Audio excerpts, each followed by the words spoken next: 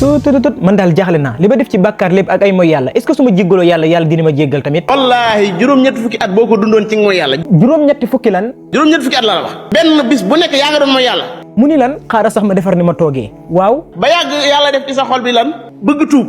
waaw. billaahi booy tuub ñu lay baal. allahu akbar waa Sëñ Xaadim loolu moom yéeme na di. juróom-ñetti fukki at yëpp la ñuy effacé. waa Sëñ Xaadim loolu nag nu mu mën a nekkee moom. fa ulaa'ika yatuubu llaahu alayhim. waaw wax nga dëgg ak bi mu naan fa ulaa'ika yubaddilu llaahu sayyi'aatihim xasanaat. waaw kay. cey suñ borom moo baax de. xool googu baax.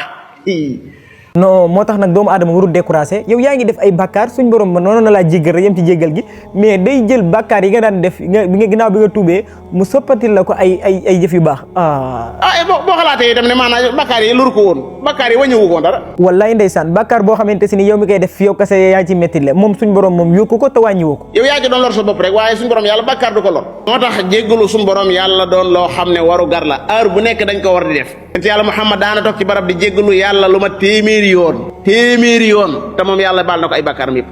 gis nga de yonent bi sallallahu alayhi wasallam mi nga xamante si nii yàlla jégal na ko ay bàkkaaram maa taqaddama min zambika wa maa ta'akhkhar ñun nag ñu nekk fii ñun xawñu leeruñu amuñu dara lu ñu leer ba xam suñu borom jégal nañu suñu bàkkaar yëpp ba noppi duñ tuub lu bëri en tout cas yàlla nañu yàlla yërëm taxawuñu te jégal ñu bu baax a baax lii moo nekkoon vidéo bi question réponse yi li ma leen waxoon rek instant yi mënaguma koo guddal parce que dafa xaw a metti trop montage yeeg yooyu noonu su ma demee bëgg gis ni daal intéressé na nit ñi dëgg danañ ci jéem a fexe ba mu gën a gudd bu ko defee ñeneen ñi di ci dal di mën a jëriñu bu baax a baax li moo nekkoon vidéo bi di leen wax ngeen liké dal di abonné partagé bu baax a baax ngir ñeneen dal di ci mën a jot ndax yonent bi sallallahu alayhi wasallam moo wax daal ni addaallu alal xayri ka faa'ilihi kii tegtale lu baax mi mel ni ki koy daal def li yakunillahu fi awnikum ba beneen vidéo bi njëm incha allah.